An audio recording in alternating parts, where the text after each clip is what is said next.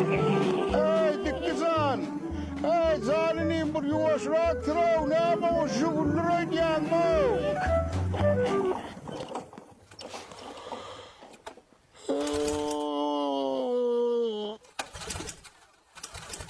Ay!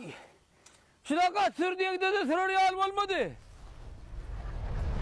Ne yapmalı? İşler o.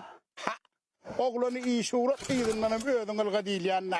Ey sen men olmasın mı? Başaracak zadın yok da. Önden gönlün alem daha oktadı canım lan şunu dağı. Men sana ne şeyden ayttım o? Yugoslav tır dedim o. Yugoslav Kaçırmak tır. ben. Kaçırmaz mı ay? Men ayttım o. Ne şeyden ayttım bana? Ay mun dondurup tuna ho. Ben londuramam. Bığın doğu. Ha. Şu vakit akşam molayta.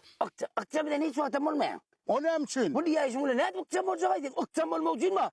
Adi meli hareket etmeli işlemeli o. Oh dikkizan, zilimzan. Men diyenim ma.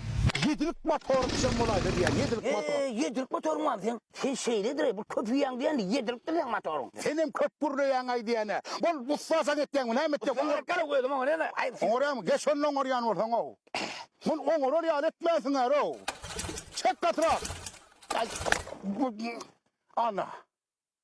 Bana ne var? Olmaz.